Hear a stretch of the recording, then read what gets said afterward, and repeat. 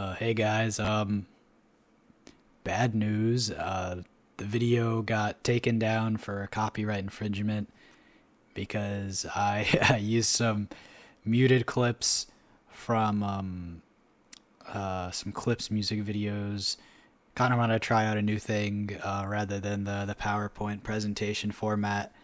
But I didn't want to go back and re-record with that in mind, so I'm just going to put my own visuals over this one. So please enjoy that and enjoy the rest of the video. Hey guys, first off, I want to thank you all for 1,000 subscribers. I seriously never would have expected to reach this milestone on this channel, but I'm really glad that there are people that I can talk about music with and share some of my favorite albums that I've been listening to. With that being said, sorry there hasn't been a video in a while. I've gotten kind of busy this month, and the long form video I've been working on has taken a bit longer than expected. It's ended up being a bit bigger than expected too, and it'll get done eventually. I just need to really, randomly decide to knock out half of it in one night. It's just kind of how I've always worked with these sorts of things. But anyway, while we're waiting on that, I thought I'd throw together one of these videos since they're a bit more low effort. But I am going to do something in a bit of a different style than normal. I'm going to talk about a single album for the length of a full video. I won't be talking about anything other than this album here, which is Let God Sort 'Em Out by Clipse. And wow, what a return. 16 years since the last Clipse album. And that's partly why I wanted to do this album as the first video that I talk about long form, particularly because first Clipse album, 16 years, and it's fantastic as well. Malice is in top form, and he's 53. He was 52 when the album released. And, he's probably, rapper of the year, if I'm being real, at 53 years old. Proving Andre 3000's comments about age wrong. If, we didn't need more explanation. Which, off topic, but I think his words, Andre 3000's words, could be, I think might apply, to him feeling inspired, but I think even he is dropping some great verses at his age. So, I don't know, maybe that's a topic for another video.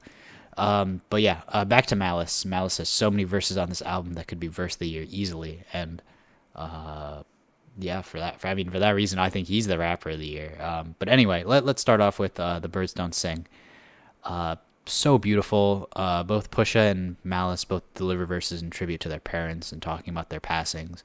But I want to specifically highlight Malice's verse where he talks about finding his father dead. And here's just some quotables that I think are just really incredible here. The way you missed mama, I guess I should have known. Chivalry ain't dead, you ain't let her go alone. Then you got you live for our fishing trips. Damn, I had a dad. Mine taught discipline. Mine taught structure. Mine didn't mind when he had to pull a double. Mine worked overtime, smiled through the struggle, because mine wouldn't let us feel what he had to suffer. See, mine made sure he had every base covered. So imagine his pain finding base in the cupboard. Oh my God, man. These are just some so powerful lines, off of the opener of the album to a coke rap album.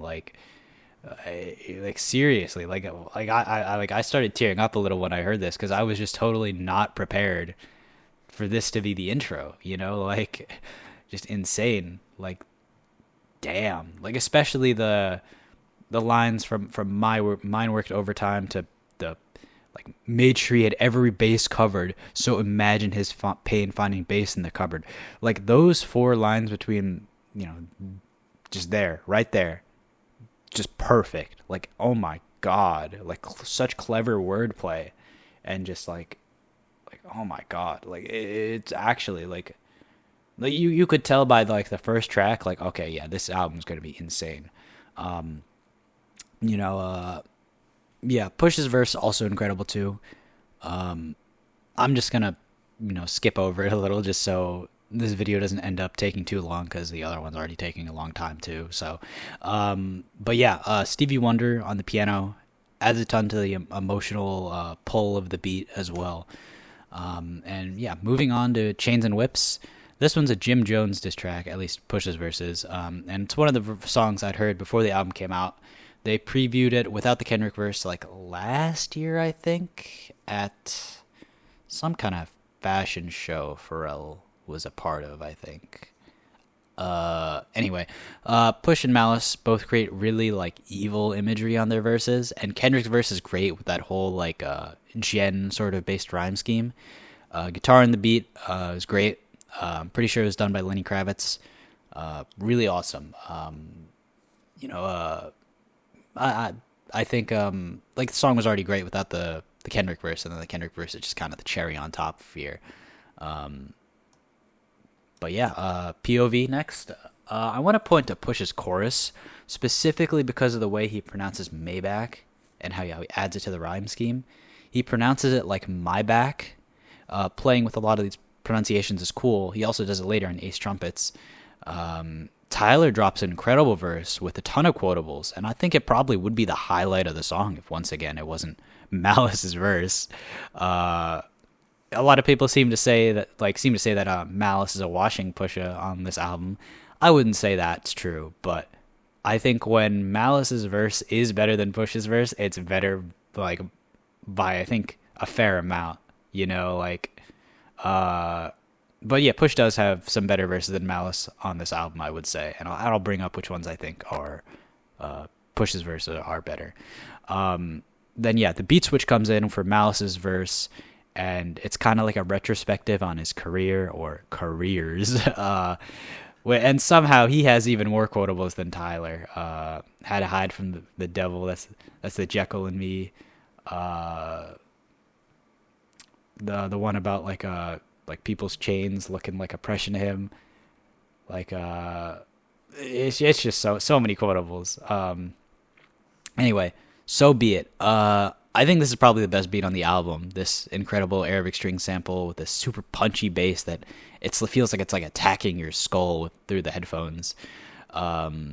Really glad we got the original beat on streaming, because this part 2 beat is solid, but the original beat was just way better, and I'm so glad that's on streaming.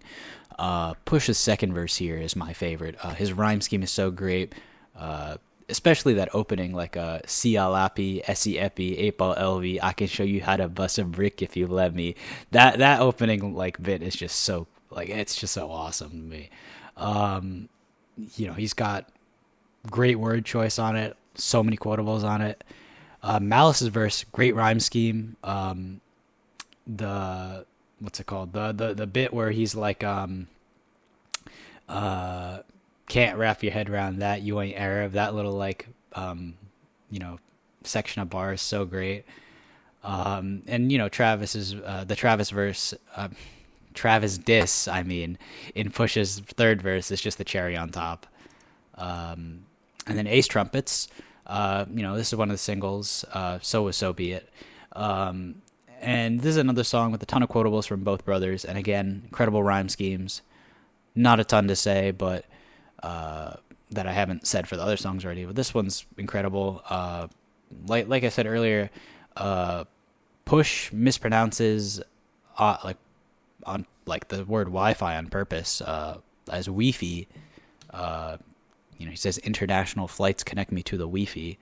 I've heard that Wi-Fi is how like French people say Wi-Fi. I haven't really looked into that before, but if that's true, then it's just another reason why this song's awesome, I guess. All things considered, next up, I like the beat on this one a good amount. I feel like it's somewhat underrated on the track list. This is a song that I feel like Push out-rapped Malice on, where Push talks about missing his mother, his wife's miscarriage. Just a very solid verse from him, and he's the subject matter is pretty serious. Malice's verse is a retrospective, thinking about how the friends that he has are either dead or in prison. So both of them are really thinking on the past a lot in their verses. The Dreams verse is also solid as well. Only criticism I can kind of give this album is a lot of the Pharrell hooks are kind of meh, but this one on the song was kind of inoffensive. Mike Tyson, Blow to the Face, another one that I think Push out-rapped Malice on, and this is one that I think Pharrell previewed in, I think, a horse documentary. I forget what it was, but I remember hearing this one, and they only had the Pusha verse on that, so Malice's verse did not disappoint, but I still think Push's verse is the best on this one. Ibida, so incredibly underrated, and I think this is probably the second best beat on the album. This is very like Neptune's vibes, like from like the 2000s. At least it sounds like that to me. But yeah, this is I think Pharrell's verse is pretty solid. Like I think I like Pharrell rapping a lot more than Pharrell's like hooks, like singing hooks. I think he can drop an alright verse, and I think this one's pretty solid. Pusha has more time on the song, so I'm not sure if it's fair to pick a favorite verse between the two, but it's they do this back and forth like on the second verse, and I think it's just super cool whenever you hear rappers like go back and forth, like trade bar for bar. One of my favorite things to just hear. Then FICO, Stove God Cooks and Clipse is just a match made in heaven topically, and Stove God's hook is just so good. When I heard that Fetty is so strong, you gotta bag it with one eye closed for the first time, I was grinning ear to ear. It's just a hilarious like line, fairly clever too. But anyway, I did think their verses were kind of tied on the song, but those last 4 bars on Malice's verse, I think just like pushes it over the edge of Push's, I think. Anyway, Inglorious Bastards, it has this horn-like sample in the beat that kind of makes it feel like a bit bouncy. The hook on this one is pretty great. Favorite verse, though, is Adeliva's, with so many hilarious quotables, like, been playing in the snow like Rudolph, seats white, but the 6 blacker than Umar. Yeah, it's just, his verse is just hilarious. Anyway, So Far Ahead. I'm not a big fan of the Pharrell chorus of this one, but it's not like it ruins the song for me, because when the verse hits and the beat drops, I think that's when the song really locks in. Push's verse, I think, is better than... I thought it was... Push's verse was better than Malice's at first, but the more I listen to this one, I think Malice's verse takes the cake, especially... He has so many great quotables at the end of it. The title track. Everyone shows up on their A game here lyrically. Not to say that they haven't been on it this whole album, but there's certainly something when Nas hops on your track that you have to like bring your A game, you know. I love how braggadocious Push's verse is on this one. His verse, I think, is my favorite here. The Nas verse is cool, but I do think someone of his caliber probably could have gone harder if maybe had more time to like spit. Either way, I think he did good enough. You know, he understood the assignment at least well enough. He didn't fail or anything. By the Grace of God, another one where I think the Pharrell hook is kind of meh and it's kind of forgettable. This is another one where I think Push's verse is the best. And his little pre-chorus is pretty good too. I actually like the pre-chorus more than the actual like chorus itself from Pharrell. Anyway, this is album of the year for sure, at least so far. So there's so much clever wordplay. Pharrell is on his A game beats wise. Features all like, you know, understood the assignment. Even Nas, who I think probably could have done better, he still drops a pretty solid verse. And even Tyler, who's not even like a lyricist like of that caliber, at least like he doesn't have that reputation, or like he's not in his music, he's not trying to be like a crazy lyricist. He drops a really good verse, and this album is just incredible in my opinion. But let me know what you guys thought of it in the comments, and if you think I should do more of these videos where I center around a specific album. I'm already working on one like this, but it's more in-depth and way longer lengthwise, so stick around for that. But anyway, thanks for watching, and I'll see you in the next one.